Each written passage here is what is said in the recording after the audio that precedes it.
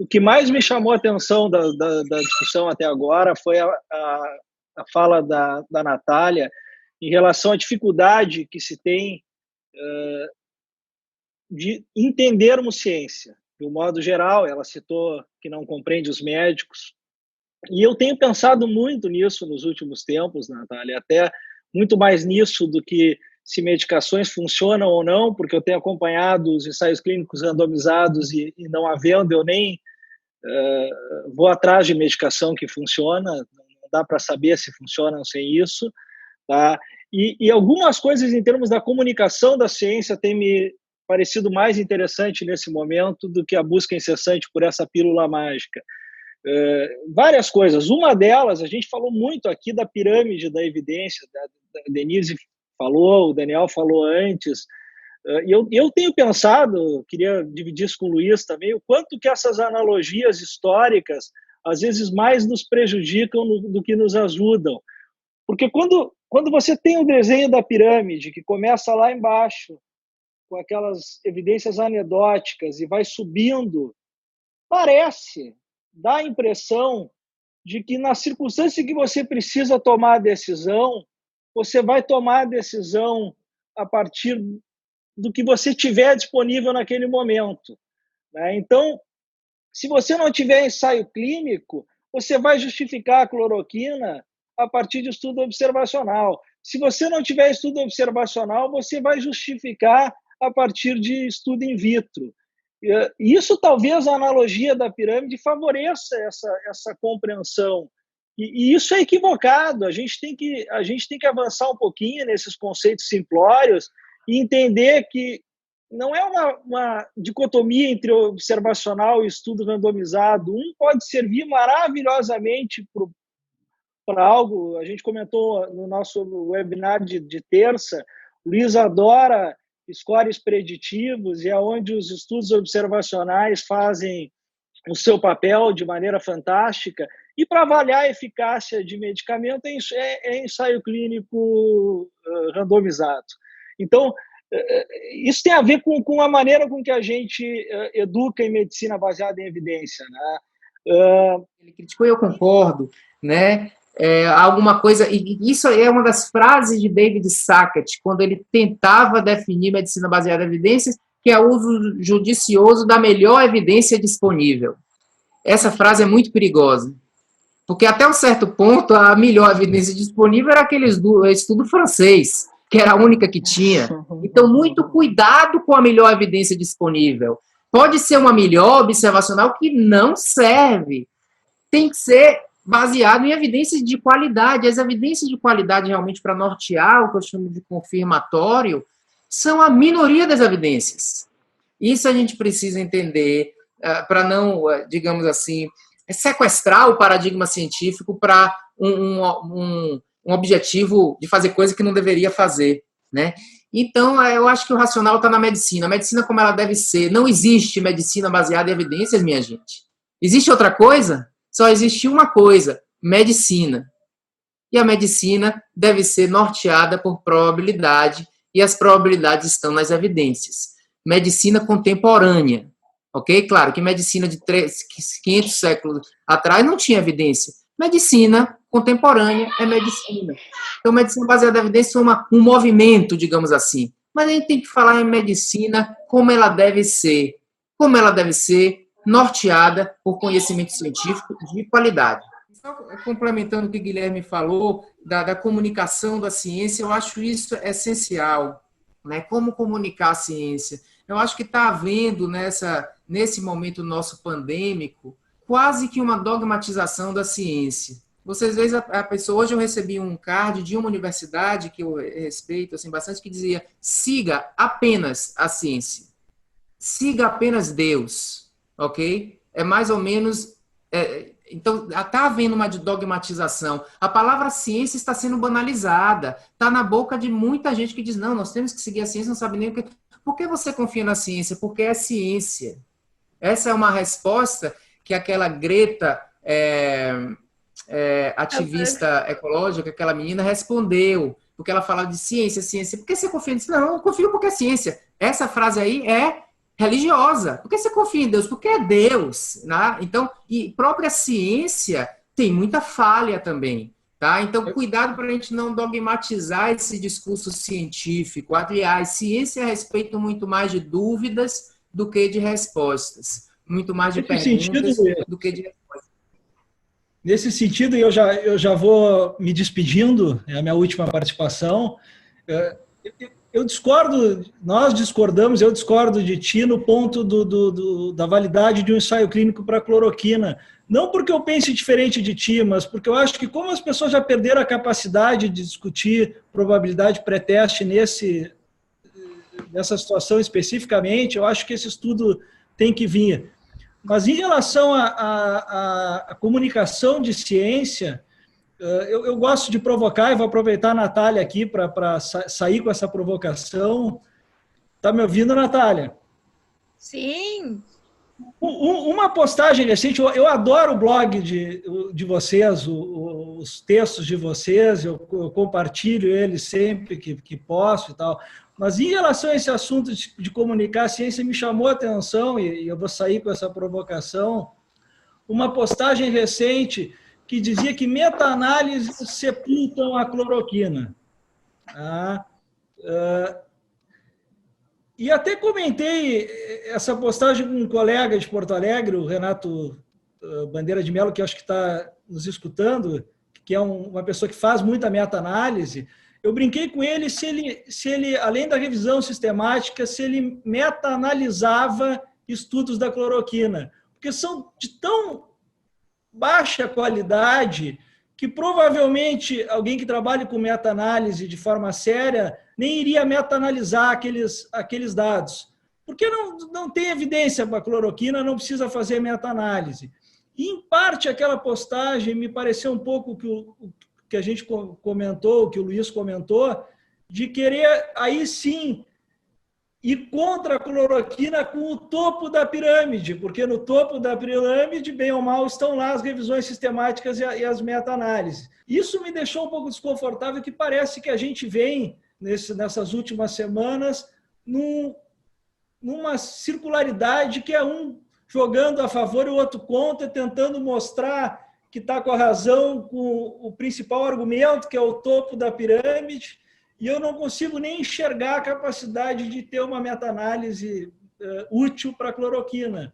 Então, o que eu acho que as pessoas tinham que entender, eu estou saindo, é que a cloroquina não deveria nem existir na discussão de meta-análise, ela não está nem nesse ponto, né?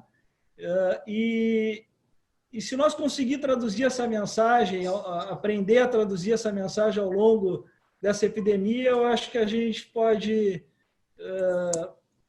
partir de uma evolução que é nítida dos últimos anos em relação à racionalidade médica para um salto aí, para uma revolução de pensamento. Acho que nós temos que discutir como é que a gente trabalha a linguagem científica de maneira o máximo honesta, porque não tem meta-análise para falar mal de cloroquina. Não sei se tu concorda, se tu viu essa postagem especificamente.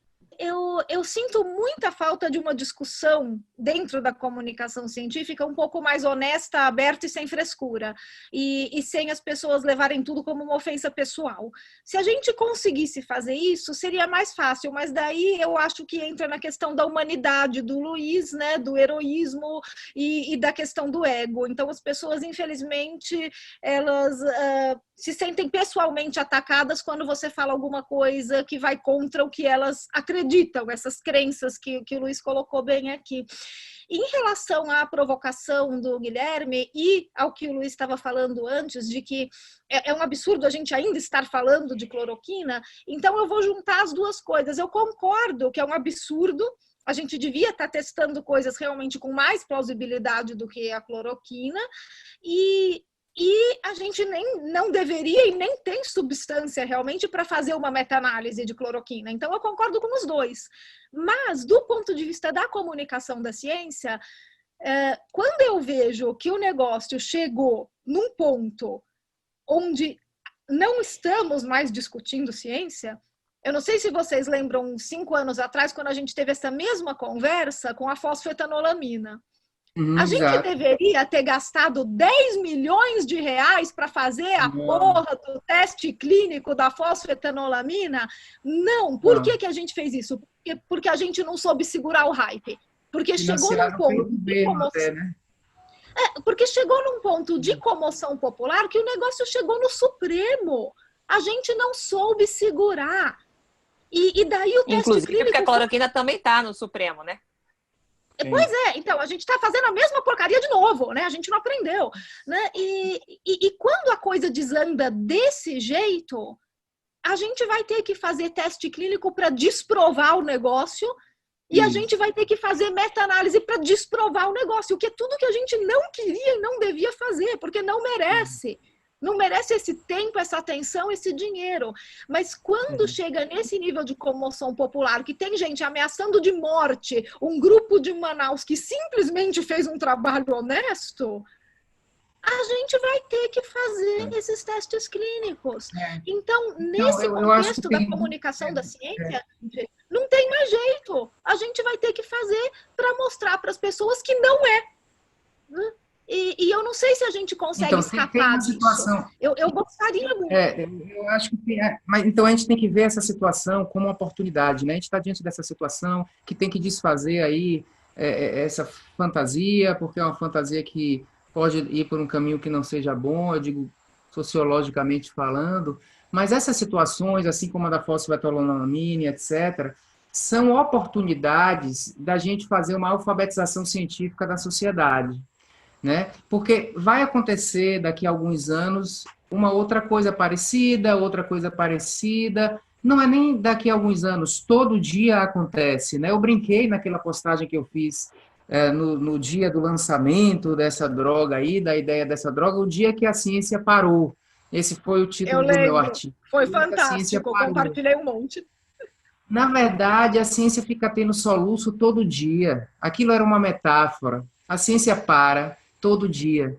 A gente tem exemplos que está indo bem, exemplos desse tipo sempre. Então, quando surge uma situação dessa, eu acho que tem um primeiro momento que a gente tem que debater mesmo em relação à situação, mas a gente tem que pegar essa oportunidade também como alfabetização científica da sociedade. E dentro desse processo de alfabetização, tem um cerne importante da questão, que é o ônus da prova está na demonstração do fenômeno e não, como você disse, desprovar. Né? Então, a gente trazer isso aí, discutir muito mais a percepção do benefício, eu acho que é uma oportunidade de a gente estar discutindo isso, né? Como se a gente estivesse discutindo esse assunto dessa medicação específica no nível mais filosófico, digamos assim, e aproveitar isso como exemplo para a sociedade, para discutir isso com a sociedade. Porque vai ter as próximas vezes, então é como se dissesse, não, eu não quero solucionar só ajudar a solucionar só isso. Eu quero pegar essa oportunidade para que a gente dê um salto cognitivo. Aí eu acho que a discussão tem que ser mais nesse sentido, né? De que não cabe a gente desprovar. Agora, revisões sistemáticas, não necessariamente meta-análise, em relação ao que o Guilherme falou, elas servem para dizer que não se sabe, né? Pode não servir para sepultar, para provar que não funciona. Mas para dizer assim, eu fiz uma revisão aqui e não encontrei nenhum ensaio clínico, isso é útil. Né? Então, serve muito para trazer a dúvida à revisão sistemática. Então, eu acho válido, num momento assim, porque está surgindo muito, né? Uma epidemia também de revisão sistemática. Né? Mas, para eu que não parei para ficar realmente pesquisando todos os trabalhos sobre essa droga, se eu pegar uma boa revisão sistemática e disser aqui, está comprovado que eu achei, não tem ainda um ensaio clínico bom, serve para isso. Não necessariamente para meta-analisar, mas tem utilidade para dizer não tem evidência. Diferente de dizer tem evidência que não, né? Mas eu acho que é válido a revisão sistemática nessa situação. Eu questiono realmente o investimento nessa ideia, mas aí eu estou falando cientificamente, né? Como educador de ciência, não é a ideia que deveria ser usada para investir. Ok que alguém fizesse um ensaio clínico, mas 150 mostra como está enviesada no momento de pandemia, em que o ecossistema científico tinha que estar trabalhando com muita eficiência.